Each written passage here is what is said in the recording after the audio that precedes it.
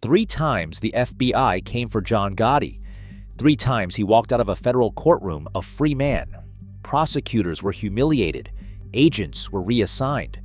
The press crowned him the Teflon Don, a mob boss even the most powerful law enforcement agency on earth could not touch. But the 4th time would be different, not because the FBI got smarter, but because a listening device hidden above a Little Italy social club, and the one man Gotti trusted with his life, would destroy everything he had built. To understand how it all unraveled, you have to start where he did. John Gotti was born on October 27, 1940, in a cramped apartment on Webster Avenue in the South Bronx. His parents, John Sr. and Mary, struggled to support 10 children on a truck driver's paycheck and whatever side jobs they could find. The Gotti home was noisy, crowded, and always short on money. From an early age, John was out on the street, learning how to hustle for pocket change. The neighborhood was a patchwork of Italian, Irish, and black families squeezed into aging tenements. Kids played stickball in the street, dodging trolley cars and police patrols, while older boys ran dice games in alleyways and sold stolen cigarettes from rooftop hideouts. School was more of a holding pen than a place to learn. Gotti attended Public School 89, where truancy rates for Italian-American boys hovered around 30%. He was rarely in class. By age 13, his name appeared in the NYPD juvenile intake logs for petty theft after being caught swiping a newspaper vendor's stand. That first arrest was just the beginning. Police records from the early 1950s list John Gotti for vandalism, loitering, and shoplifting, each time returning home with a new story and a little more swagger. Dropping out before finishing 10th grade, he bounced between dead-end jobs, bagging groceries at the local deli, sweeping floors at the Bronx County Courthouse, and running errands for his father's trucking company. Pay stubs from 1962 show him earning $1.75 an hour as a courier, barely enough to cover lunch, let alone help his family. The streets offered more than just trouble. They offered a way out. By 17, Gotti had caught the eye of Bobby Carmen, a mid-level Gambino associate who ran a crew of teenage hustlers on Webster Avenue. Police surveillance notes from 1960 placed Gotti delivering cash to Carmen after late-night gambling sessions. Carmen's crew was small but tight, collecting protection money from local bar owners and organizing card games in the back rooms of Bronx social clubs. Gotti proved himself as a reliable runner, quick with his fists and quicker with his mouth. Grand jury testimony years later would describe him as the youngest in the crew, always eager to take on a job, no matter how risky. His first adult arrest came at 21. After a bar fight turned violent, Gotti was caught carrying a concealed weapon. The Bronx County Court docket lists a $250 fine and a brief stint in detention. A year later, he was picked up for misdemeanor assault, serving a short sentence in the Bronx House of Detention. By then, his police file already linked him to known Gambino affiliates. The message was clear. Gotti was no longer just another street kid. He was on the radar of both the law and the mafia. In a neighborhood where toughness and loyalty meant survival, John Gotti was learning fast how to play both sides. The lessons of those early years, poverty, family pressure, and the code of the street would shape every decision he made as he moved closer to the heart of organized crime. In June 1965, John Gotti entered a world few ever glimpsed. At the Marriott Hotel on West 87th Street, room 1025, the Gambino family gathered for a ritual that bound men for life. Carlo Gambino presided, flanked by his most trusted capos. Gotti stepped forward, his hand cut by a razor, blood pressed to a ceramic plate. He swore to obey, to remain silent, to accept death before betrayal. Lorenzo Di Bonanno recorded his name in the family ledger. A toast of dry white wine ended the ceremony. Gotti was now a made man. Induction was only the beginning. By 1970, Gotti ran a loan sharking operation in East Elmhurst, pulling in over $150,000 a year. The cash never stayed clean. Shell companies like Crown Vending Corporation laundered gambling profits, feeding the family's accounts. Gotti collected tribute from local businesses, enforced payments with muscle, and kept a share for his crew. The money moved up the chain, earning him respect from Agnello Della Croce, the family's underboss, who watched Gotti's rise with interest. Promotion in the mafia demanded more than money. It required trust, violence, and the ability to command loyalty. In October 1972, the Biltmore Hotel's silver ballroom filled with 20 top Gambino members. Frank DeSico placed a silver medallion bearing the family crest around Gotti's neck. Capos pressed their thumbs to his forehead, a symbolic transfer of family blood. Gotti repeated a new oath, this time to protect the family's interests, to lead his own crew, and to accept whatever consequences might follow. He signed the Capo Register, his name joining those who had shaped New York's underworld for decades. Promotion marked his ascent. FBI agents watched from across the street, piecing together what the mafia already knew. Gotti was now a capo, with the power to collect, enforce, and kill for the family. His crew expanded, pulling in union kickbacks from construction sites and shaking down contractors for a share of every deal. The Gambino family's revenue surged, and Gotti's name began to circulate in police files and whispered conversations from Queens to Manhattan. Inside the organization, alliances mattered as much as cash. Della Croce became Gotti's protector, shielding him from rivals and guiding him through the shifting politics of mafia life. Every dollar collected, every order enforced, tightened Gotti's grip on his crew, but also drew the attention of bosses who saw his ambition as both a weapon and a threat. The stakes had changed. Gotti was no longer a street hustler.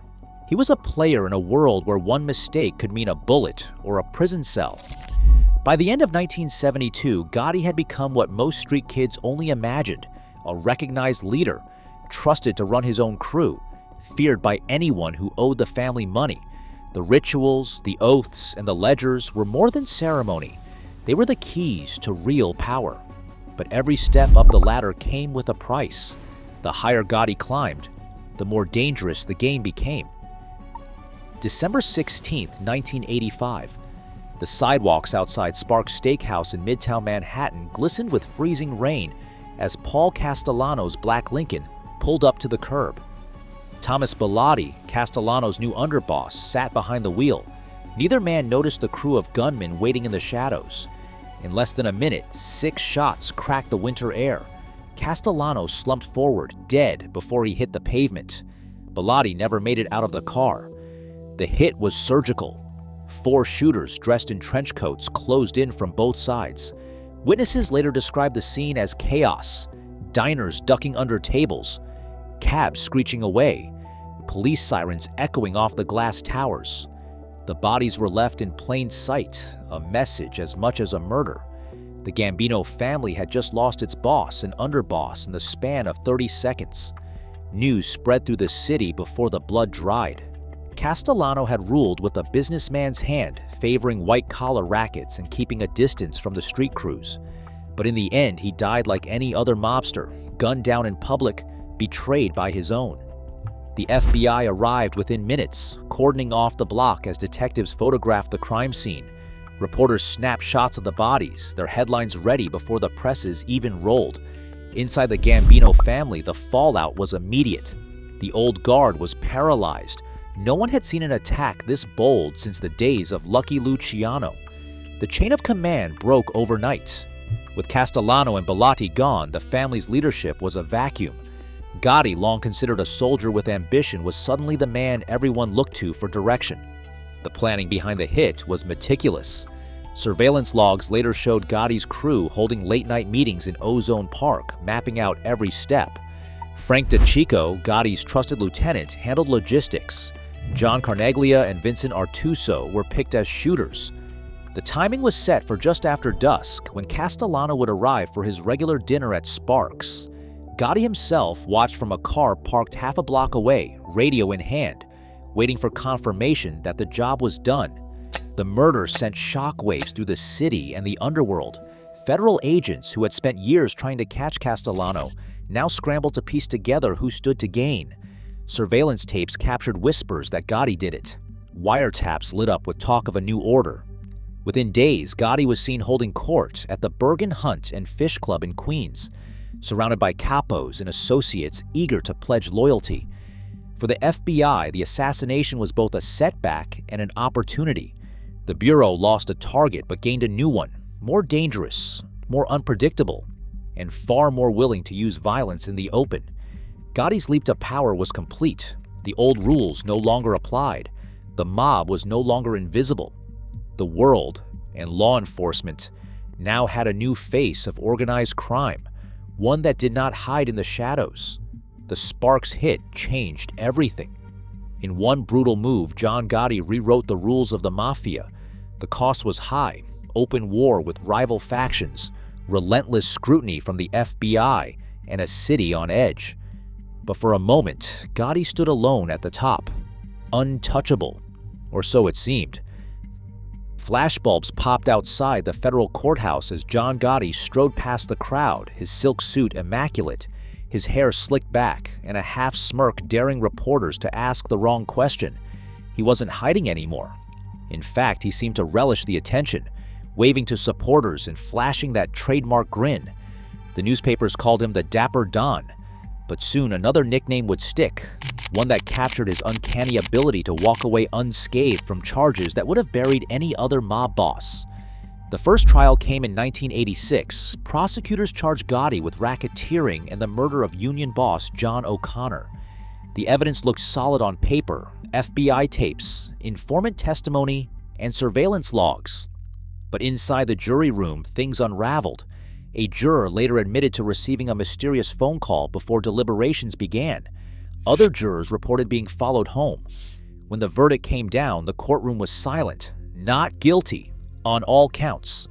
He left the courthouse to cheers from a crowd that had waited hours in the cold, his legend only growing. 2 years later, the government tried again. This time, Gotti faced charges of extortion and illegal gambling. The prosecution brought in witnesses from inside the Gambino family's own operations, men who described envelopes of cash changing hands and coded messages passed in Queens diners. But the defense chipped away at every witness, painting them as liars or government stooges. During deliberations, a juror was caught accepting a $5,000 bribe. The judge declared a mistrial. Gotti walked out of the courthouse, untouched. The tabloids had a field day. Newsday splashed the headline, "Teflon Don, nothing sticks." By 1990, Gotti's reputation was bulletproof. He handed out turkeys at Thanksgiving, paid for block parties, and slipped cash to families hit by tragedy. Local kids called him Uncle John. Even as the FBI ramped up surveillance, Gotti's swagger only grew. He held court at the Ravenite Social Club, surrounded by loyalists, his every move watched by agents who could never seem to catch him in the act. The press followed his trials like sporting events, tallying wins and losses. The more the government tried to take him down, the more untouchable he seemed. The third trial in 1990 was supposed to be different. This time, Gotti faced murder charges for the Castellano hit, an execution carried out in broad daylight. Prosecutors brought in wiretap evidence, stacks of financial records, and a parade of witnesses. But the jury deadlocked. After weeks of testimony and heated arguments, the judge declared a mistrial. Court documents later revealed that a juror's family had received a visit from an unknown man carrying an envelope of cash. The system looked powerless. The myth of the Teflon Don was now sealed in headlines and late-night punchlines. While Gotti basked in the spotlight, federal agents grew desperate. They shifted tactics, rotating prosecutors, tightening surveillance, and quietly recruiting insiders. The FBI's frustration was matched only by the public's fascination. For years, Gotti seemed to bend the law to his will, turning the courtroom into his own stage. But beneath the surface, cracks were forming. The government wasn't done, not by a long shot. The next move would come not from the press or the streets, but from inside Gotti's own circle. The FBI's war room buzzed with a single obsession: break the code of silence at the Ravenite Social Club. For years, wired informants and flipped witnesses had failed to deliver hard proof against John Gotti. So the Bureau turned to technology. In 1988, after months of legal wrangling, federal agents secured a court order to plant a listening device, not inside the Ravenite itself, but in the apartment directly above. The installation took less than 2 hours. Technicians drilled through the floorboards, threading microphones and a hidden camera to capture every word spoken in the club's back room. The surveillance team worked in rotating shifts, logging every conversation, every coded threat, every whispered order. From 1988 to 1990, the operation produced 15 reels of video and hundreds of hours of audio. The tapes caught Gotti holding court, discussing payoffs, and most damning, talking openly about murders and betrayals. The agents knew what they had: unfiltered, unguarded admissions that no jury could ignore. Each reel was logged, sealed, and stored under lock and key. Chain of custody logs tracked every handoff from agent to prosecutor. The bug's placement above the club was no accident. The apartment's thin ceiling tiles acted as a natural amplifier, picking up even low voices. Gotti, convinced the front room was hot, trusted the back for sensitive business. He never suspected the ceiling itself was wired. By late 1990, the Bureau had built a library of evidence that would soon upend the balance of power in New York's underworld. For the first time, the FBI's case did not rely on frightened witnesses or unreliable insiders. They had Gotti's own voice, captured in the heart of his kingdom, speaking without a filter or a mask. Salvatore Sammy. The bull, Gravano, took the witness stand on a gray morning in March 1992, flanked by federal marshals and shielded from the glare of the press. For years, Gravano had been Gotti's most trusted underboss, the man who enforced orders, collected debts, and kept the Gambino machine running.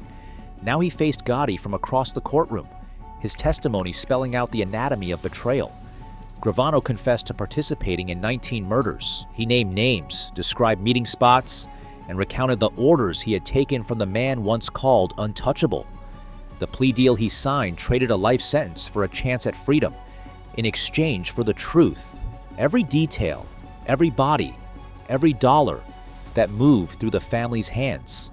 Jurors listened as Gravano described the inner workings of the Gambino empire, breaking down the code of silence that had protected Gotti for so long. The prosecution played the April 18, 1990 recording from the Ravenite Social Club, a tape authenticated by FBI forensic experts and logged in the chain of custody. In it, Gotti's voice could be heard discussing murder contracts and the fate of rivals, his words clear and damning. For the first time, the jury did not have to rely on frightened witnesses or secondhand accounts. They had the boss's voice captured on tape, plotting violence in his own domain. Federal Judge Ira Katzman ordered the jurors' identities kept secret, a rare move meant to guard against intimidation. The 12 jurors deliberated for 14 hours, weighing Gravano's confessions, the tapes, and the mountain of surveillance evidence. When they returned, the verdict was unanimous: guilty on all 13 counts: murder, racketeering, and jury tampering. Gotti, once the dapper Don, stood silent as the myth collapsed. The courtroom, packed with reporters and federal agents, sat in stunned quiet. The man who had made the FBI look foolish for years was now just another prisoner, convicted by the very people he once called family. Even now, the myth of untouchable power still tempts those who think image can outlast evidence. Gotti's empire crumbled not from bullets, but from wiretaps and betrayal, an empire no courtroom swagger could save. Today, justice depends on truth caught on tape, not legends told in the street. The spotlight fades, but the lesson remains: no one is truly above the law. Share your thoughts in the comments below.